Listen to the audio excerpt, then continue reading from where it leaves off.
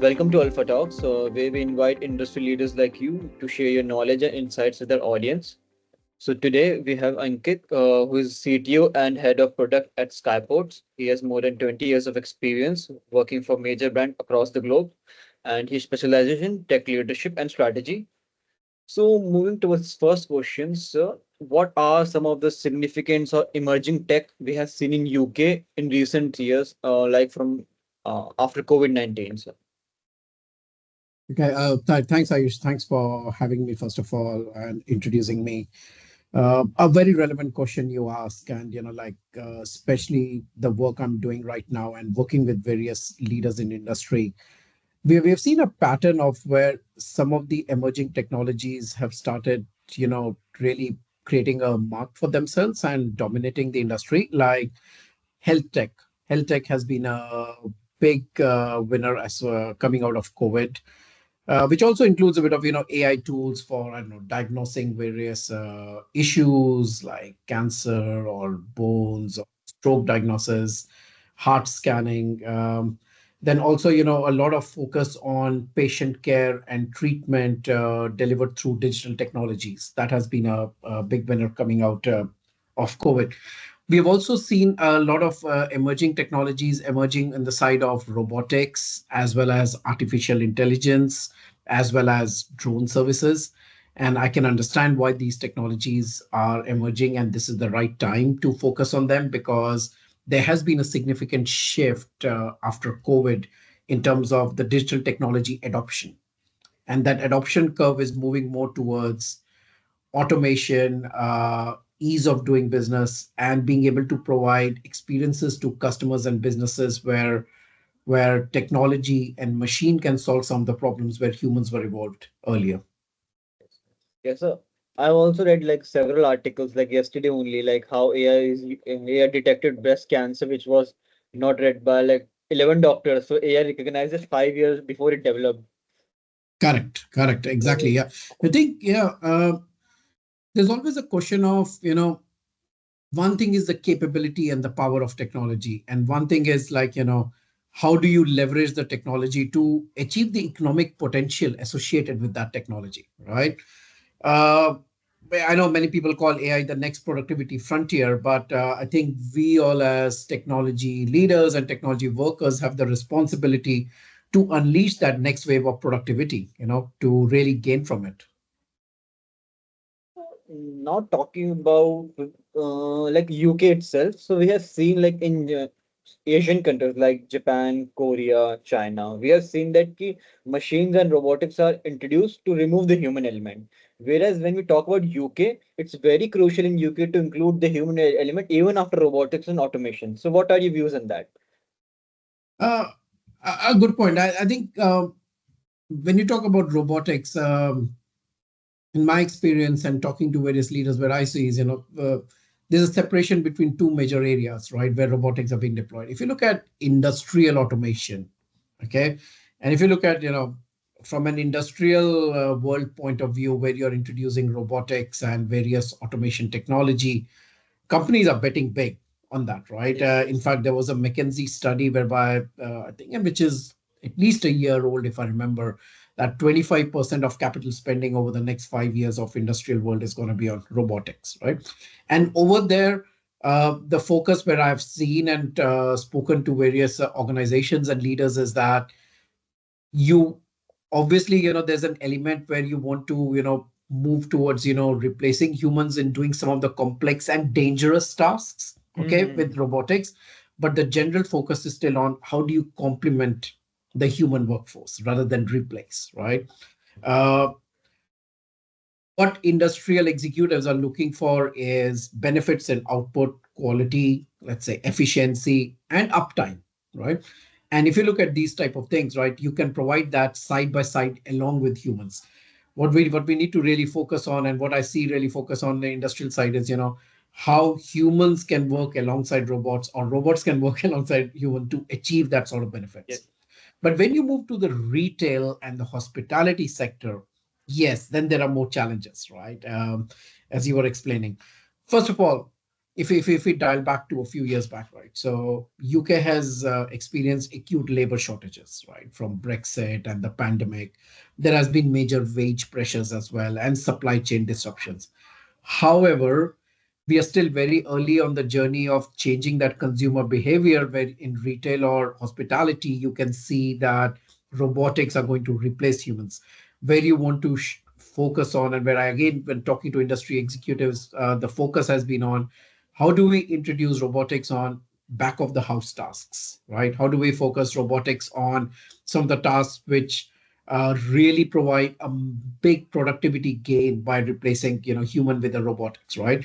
And how do we provide a better consumer experience in terms of, I don't know, 24/7 service, a faster service?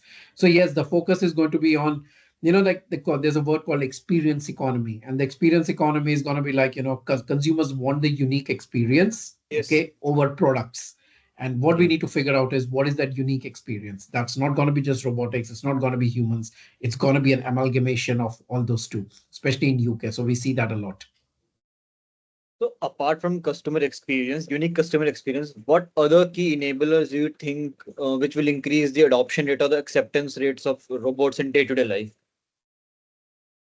So if I think some top of my head, the first one is going to be health and safety, right? So there's a big ongoing need to comply with health guidelines, especially related to operational safety, security, whereby robotics provides a solution which is almost like a plug and play and improve the, Yeah. like the incidents which could happen in any retail or hospitality sector, right? And uh, an incident which involves a human is way more expensive and undesirable than happening with a robot, right? Yeah. So Yeah. Yeah. that's going Yeah. to be one major area which we're going to focus on. Second is high service standards. Again, right, as I said, a lot of this retail and hospitality, though there's a front end to it, like in terms of the consumer facing, there's a big back of the house function as well. Customers expect high level of service and personalization, and that's where I think robotics can play again a big role in terms of providing that high level of standard.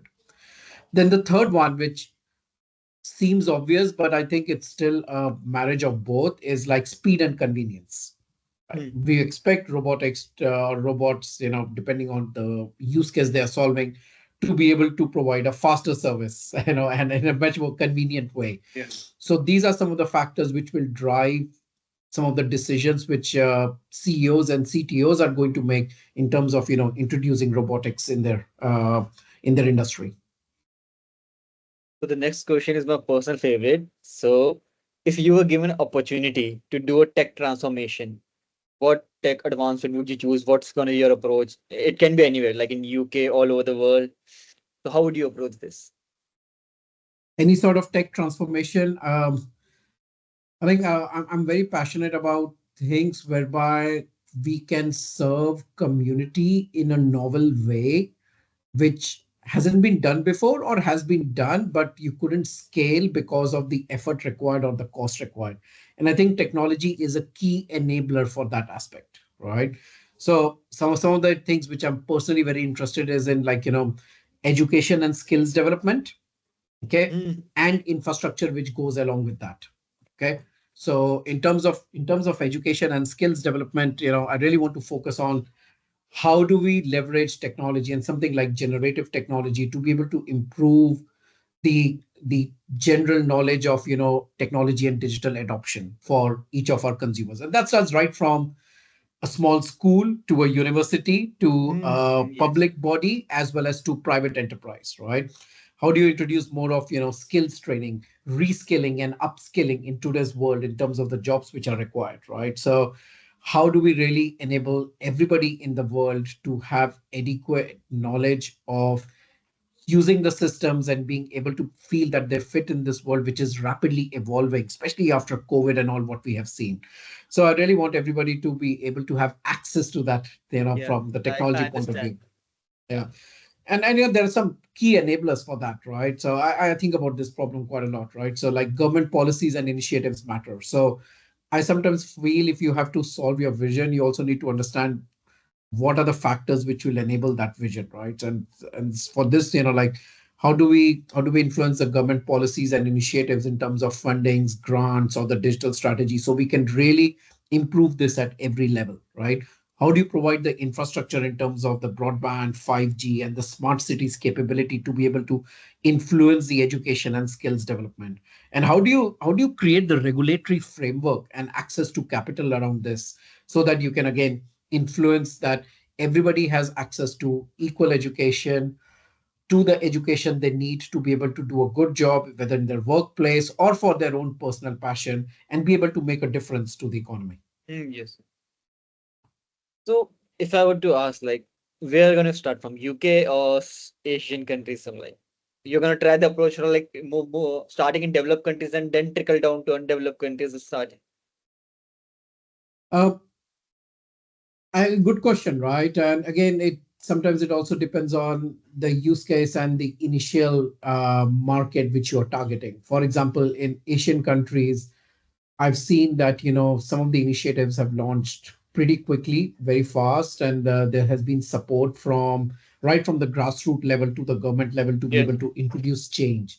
And obviously, that's there's a reason behind that, right? Because they do understand that if they have to catch up with the developed economies, it's one of the best leverages to be able to pull and grow over there. So from that point of view, Asian countries has been great, and I would if I was launching it, I would launch in a place whereby it can have maximum impact, right? Oh, yeah. So I want to in terms of creating an impact, I feel people where the education systems are not well established, skills retraining education programs are not well defined, I would want to start from those, and not singling out any of the continents. But I think those opportunities at the moment exist more in Asia and Africa. So definitely, I would like to explore there.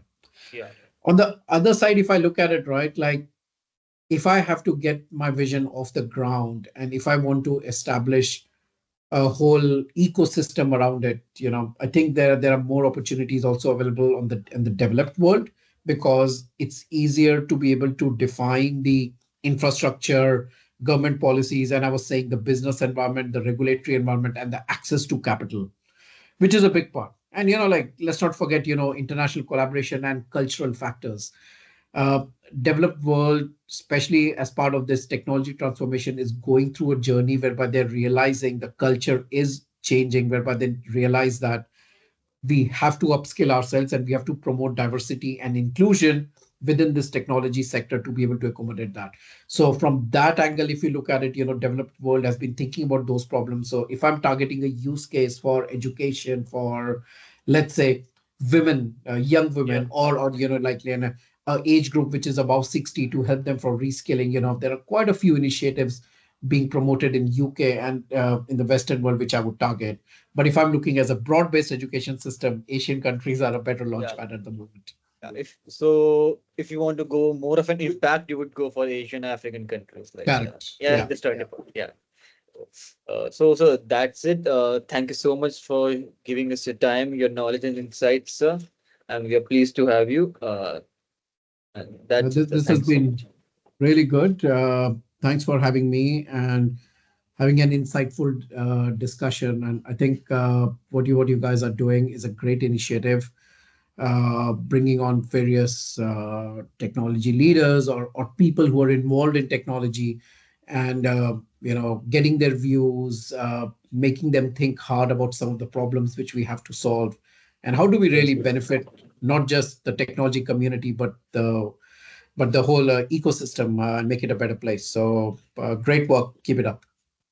Thank you so much, sir. Have a nice day, Thank sir. you. Bye. And you, Bye. bye.